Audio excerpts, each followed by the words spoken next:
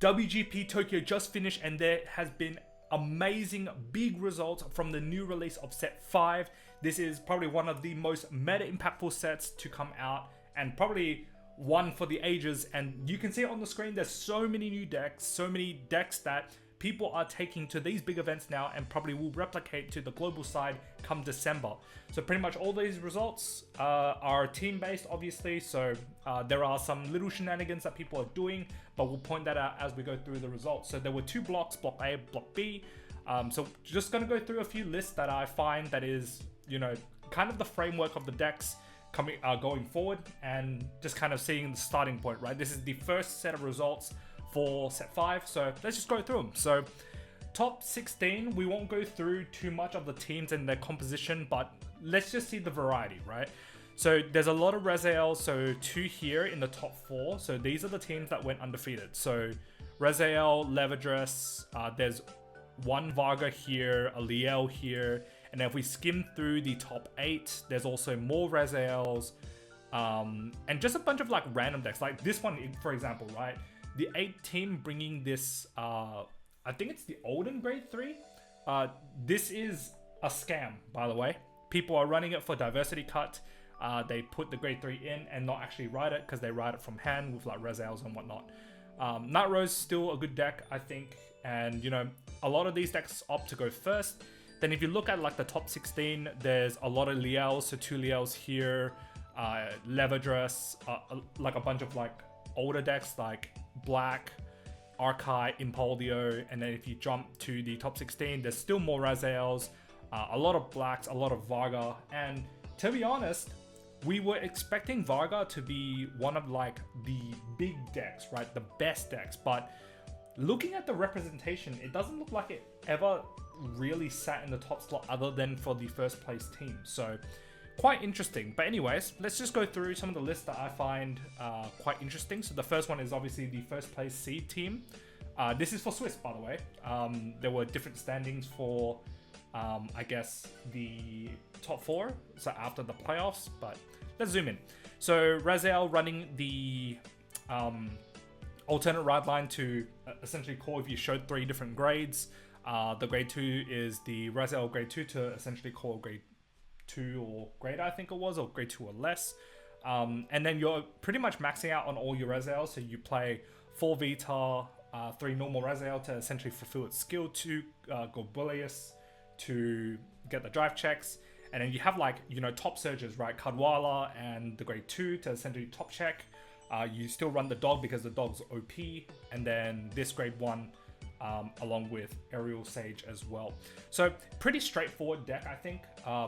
From what I've heard, this deck, if it goes first, it's actually pretty scary, and it just hits big. So, you know, it hits big going first, you know, it just slaughters a lot of, you know, Stride decks. And I think one thing to note is that if you do see something like this, then, you know, it's a very fast-paced meta, so it's very centric on going first, a going first meta, which I think in previous times it has been pretty bad. But, you know, there's a lot of newer decks, and I guess their aggressiveness has kind of shown, right? Which may very well mean that, you know, come the next few tournaments, we'll see, you know, a lot of Night Roses, because Night Rose kind of, you know, plays the game out. But I don't know how much of Night Rose can kind of cope with this, because, you know, Night Rose kind of takes time to scale the power, but I know that these decks are like super quick and you opt to go second Night Rose, so I'm not actually too sure, like, you know, how Night Rose will go into a lot of these faster decks, yeah? So that's Resel, and then this is Varga. So Varga hasn't really changed other than the fact that instead of running 3 of the old Varga as Persona rides, you run 4 Rakshasa. You play the new grade 3 coming out in English, so much so. The grade 3 support that gives like Vanguard power. You still run Shura, you still run Boulder Axe, and then you have a new grade 1 that essentially retires and calls as rest, and then stands it if you place it behind Vanguard, I think. Something along those lines. But otherwise, like, the deck itself is, you know, an unconditional divine skill now, rather than gated behind a limit break 4 on your opponent's side. So yeah, that's pretty much Varga in a nutshell. And I think that's one of the key things that separates this deck to something like Leverdress or Resel. It's gated behind its own skill, whereas Leverdress doesn't really care. So speaking about Leverdress, this is the deck. I think I've been testing this deck. This deck is pretty bonkers. Pretty much what it does is you shove like the old Leverdress into Soul, or any Leverdress in general. You obviously don't really want to shove the Persona 1 in. And then you get 3 Infinity Eyes markers, and then if you're going second, you proc the Divine Skill, so you get essentially 5, buffing up your defense because you're obviously putting it on your opponent's side to reduce the power, but also because you're placing 3 Infinity Eyes on your side, your units suddenly just get big on turn 3, which means that, you know, you combine with a back row attacker like this, and then you obviously boost with the Leverdress booster, which pings the other one, so you essentially get 5 attacks straight up. Yeah, 1, 2, 3, 4, 5. Yeah, you get five attacks straight up on grade 3, right? Which is pretty disgusting. You have ways to recur, so Huli revive stuff. The Sapphire Girl revive stuff as well. And you also have a free revival from this new grade 3 that essentially sacks itself, gains +10. Sorry, sacks another unit +10, then sacks itself to draw 1. And then revives itself if you don't have another copy of this card on the board. So you essentially create a full board, and your hand just gets bigger as the game progresses, and you just run out of the gate like full offense. I think Leverdress is really, really strong. So yeah, that's Leverdress. Then we do have Liel, and I'm pretty interested to see how Liels are being built. Normal ride line, 4 Anachronis Dragon, really strong. 3 Persona rides, 4 of the Colossus. I think the Colossus is really good. Having just a 10k booster as well as a card that digs through your deck is really like valuable, because you essentially need to find all of your distorted Banes, which is the order here. This one plays 1 Union in the Sky, 1 Union the Sky, and then this person also runs Forward Revertus, which is pretty interesting. So essentially you can combine that with the Dark State Shenri, so Philia, to essentially keep recurring boosters, which is quite interesting. You can also just like randomly soul charge really good pieces and then call it with Forward Revertus. Like for example, if you call this, right, you can just discard a card and then get your Distorted Bane. I do like the red OT. I think the red OT in this deck is like a make or break for the deck. So if you check it offensively, your opponent just dies at any point in the game, right? So the reason why I'm saying that is on your grade 3 ride, your numbers are like pretty big. It's like 43, 53, like Leonorn type numbers, right? Then you get to your turn 4 and then your units just get Omega boosted, right? So like 53, 58s. You hit like a front and then both of them just become like 63 or something ridiculous like that. And then you proc the Divine Skill and then go again. So if you end up somehow getting 1 extra attack, I think that's like over, because a lot of these numbers are like PG or bust, right?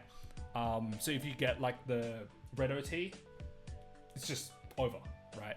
Because you're guarding 6 attacks over 2 turns with only a limited 8 cards in hand.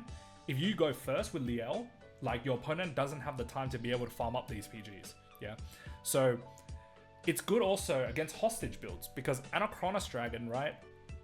Don't worry about that PG on the back row, you just retire it, right? Anachronis Dragon EB2, retires your unit, gains +5, and you're pretty much sorted for the hostage matchup.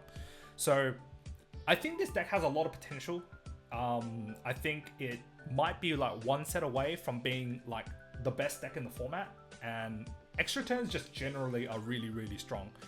Especially in a go first meta where your opponent hasn't been able to stabilize on advantage and like farm up PGs. It's just really, really hard for any deck to kind of cope with an extra turn on turn 4. So yeah, that's Liel. Then Love and Berry. I have no idea what this deck does. I just know that it's like similar to Mushi King. It restands 4 attacks and that's about it. I don't actually know like the implications of the orders, I guess, but I guess they have like certain skills or whatnot. But yeah, you essentially like change hairstyles, change outfits, change shoes. And then I think this is like an order that searches you stuff or something like that. I'm not too versed on this. I just know that apparently is good. Yeah, and we see results, right? So yeah, pretty cool. Then we have Night Rose. So Night Rose is still, you know, a good deck. I think this deck will kind of grow on people. I think there's a low number of players playing it in comparison to the others because it's a new set. But I think as the competitive scene goes, the number of people will go back high enough for Night Rose to be well represented. I do actually think this is like one of the more represented decks in the distribution anyways, but not seeing more conversion of it might see, like, I don't know, a little bit later thought, I guess, later on in the season. So yeah, that's Night Rose, you know, pretty normal, order, hostage, yada yada. Ghost Chase to bounce your stuff on the board, which is good. So you revive your PGs, you bounce them, it's pretty good.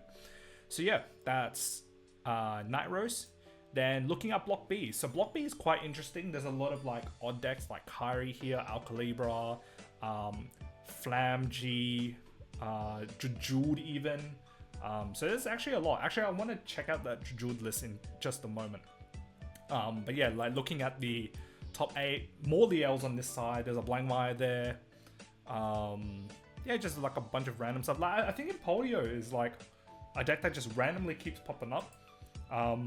There's a Harry there too, which is pretty cool. 2 Dojis, a bunch of Leverdress, a bunch of Liels as well. So I think Liel and Leverdress just seems to be like the next cool deck, right? So like 4 Vargas here, 4 Resel, where 2 are on the same team. As you can see, the ride line changes. But yeah, 4 Resel. This one is also a Resel, just for diversity cut's sake, which is pretty interesting.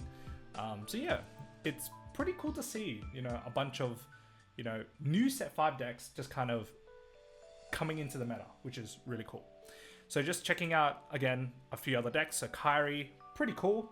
I think this deck is in a format that is Varga heavy, where a lot of people are playing Varga. I think this deck is really good because it tanks. And if you control Varga, like, your opponent only has like 1 CV to work with. They still don't have active counter charge other than Radiant's Caliburn, and you can sometimes just like grind out the game against Varga. So yeah, this deck I think is defensively it's capable to kind of you know, enforce that gameplay, right, or promote that gameplay more so. So then we have Leverdress again, lots of revivers, lots of back row attack. This one runs this 1 grade 3. I'm not too sure whether this is good or not, but only 3 Leverdress, like the base Leverdress, plays the Forbidal Surrogate and 3 of the Seed Order, which is, yeah, quite interesting. I'm unsure of this build. I think this at 2 is okay. Initially I played it at 4 and I think it was just too much. Being able to find other slots for like just grade 2 attackers is just really good because you're always going to have this behind the Vanguard anyways. And I guess it's like an unconditional card that you can call as another attacker, and then just ping the restand with this grade 1, right? So yeah, just, I don't know, other ways to, I guess, promote this grade 1. I think the grade 1 is still pretty good. But yeah, there's just like, just max out consistency, right? Max out Persona rides, max out old Leverdress, max out all your callers, your grade 3s, and that's pretty much the framework of your deck, yeah? Then Varga, this one is pretty similar. This one runs the grade 3 Searcher by returning 2 of your ride deck. I guess it can find Rakshasa and the grade 4 support, the BTO4 support. Still runs everything else, Rokusei. I think there was a build that ran Bernia, and I think that's pretty interesting.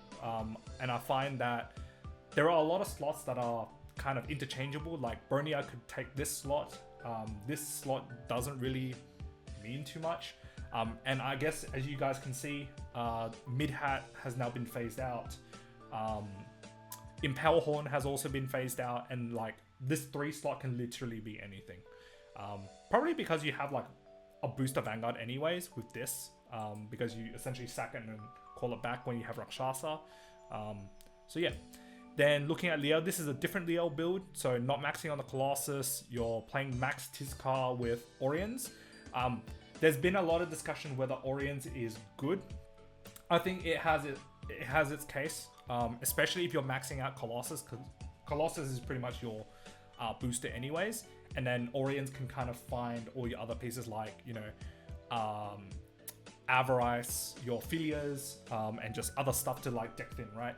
And I think deck thin with this deck is pretty good, and it also draws you 1 on attack, so I guess it's just different points where you get the draw 1, yeah? But otherwise, like, pretty much the deck functions the same. This deck runs Brainwash Swirler, which is, you know, I think it has a place in the deck, but I think there's just better things to run, I think. Philia is just too good. I think the application of this card in the early game is just really strong. You just place it, Distorted Bane on turn 3, your numbers just get omega big, and then you essentially follow up with like Colossus the next turn, or you promote the Colossus and then you put it into the back row. But yeah, Liel, just, you know, a lot of fine tuning, a lot of different builds, and people are still trying to work it out. So yeah, really cool to see different ideas. Then this one is also different. This one plays 4 Revertus with the Gungaram, and this was my initial build, kind of. Obviously not with the Revertus. Playing Colossus instead of Revertus, playing Tiskar, Philias, and Gungaram. I found that, you know, you can play Union the Sky instead of the 4th Tiskar, either or. They both kind of work the same way. But yeah, otherwise, Red OT. I think Red OT is ultimately the best OT for this deck, which, to be honest, is pretty cool because, you know, a lot of the BCS prize cards are now Red OTs. So I'm hoping, you know, come Springfest next year, they'll release the Dark States one, which makes, you know, this deck super, super cool. So yeah, that's that. And then Harry. So I'll check out the Juju list in just a sec, but Harry got to, I think, top 16 or top 8, if I'm not mistaken. Philia plays Laminia, which is the Soul Blast Cycle card. I find that this deck really lacks the early game, but has a really good mid to late game. And this person decided to play Red OT. I think Red OT is maybe something that the deck needs. Purple OT is trying to save yourself an extra turn that you might not get to now. Now that you have like set 5 decks roaming around, right? If set 5 decks are like too fast, then I think the purple OT is less relevant. Whereas if it's a slower meta, then the purple OT is much more relevant once you get to it. So yeah, maybe the red OT is just like that final piece, right? That gets you over the hump, but I don't know. I'll probably have to test that. And then I'll grab the, let me grab the code for 73AJ3. 73AJ3. Kind of curious to see what the Jujud list looks like. So Jujud, this is a deck that I've been playing heaps. You guys would have seen it all over X. I've been playing it. It's just such a fun deck to play. 4 Ignis, 4 Nocturcio, 1 Ristal Gala. Makes sense because you're playing the 4-Badal Surrogate. This person decided to run draws instead of fronts, and then plays 4 of the grade 1 that essentially from drop zone binds itself, puts a grade 3 from the bin into your soul, I think. Something along those lines. I guess it gives you more consistency to get to your turn 3. And sometimes I think that might be, I guess, one of its weaknesses is if you can't capitalize on your turn 3, the deck sucks, right? Playing blue OT is alright. I think blue OT is completely fine. I guess the justification is exactly the same as I said for Harry. I used to play, well, I still currently play purple OT, but I think maybe it's time to kind of shift to a more aggressive OT. So blue or red, I think is pretty formidable. So yeah, Jujul, very cool deck. I hope this deck gets a lot of love in Season 3. Because we obviously saw Michiru come back. So yeah, that's pretty much all the decks from WGP Tokyo. Hope you guys like this video. Pop a like, comment down below what you guys think of all the results. Are there any decks that, you know, shine out to you? If you guys haven't already, click that subscribe button, and I'll see you guys in the next video. Peace.